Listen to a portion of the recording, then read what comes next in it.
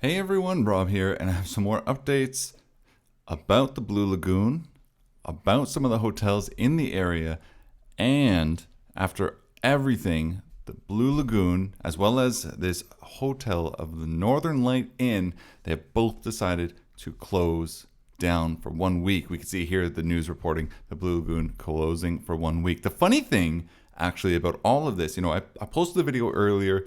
There was a huge magnitude 5 earthquake, as well as a ton of magnitude 4 plus earthquakes last night. Guests, they reported about 40 of them, fled the Blue Lagoon in the middle of the night, calling taxis, running to the taxi in a panic. Many people are not used to this type of seismic activity, so it's understandable that they're very concerned, as well as may not have been quite as informed as perhaps the locals, myself, you guys watching this, are about what's going on in the area. So the Blue Lagoon has now closed for 1 week. And the funny thing when I read their sort of notice was that they have proactively chosen to temporarily suspend operations for 1 week. Now, this is a very strange sentence to me because we have spent, at least I've spent the past couple videos talking about how they should be closing in the Icelandic news. People are calling on them to close, and their only response up until this point was, well, Civil Protection says that the level of uncertainty is only this, and we aren't needing to close. We're seeing some people cancel, and our staff are stressed, but we're going to stay open. But now that they have guests in the middle of the night fleeing their hotels and fleeing the area, it's really not a good look for them to have taken this long to close down. So this is what they've said. They said that they are committed to safety and well-being and mitigate any disruption to their guest experience, blah, blah, blah, blah, blah. The truth of the matter is they could have avoided all of this had they taken the precautions and done what we saw Reykjavik excursions. If we take a look at Reykjavik excursions, what they have done, terrible spelling, but it found it. What Reykjavik excursions had done is they had stopped stopped their bus travels to the Blue Lagoon from the 7th of November for 3 days at a time. Now, I thought that this was a smart move. They don't need to go crazy and do a whole week, but the fact is that they said, hey, you know what?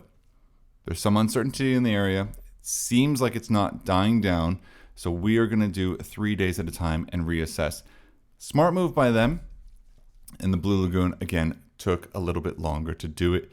And I think primarily because it was really bad news that came out this morning. People fleeing to other hotels because they were afraid for their safety.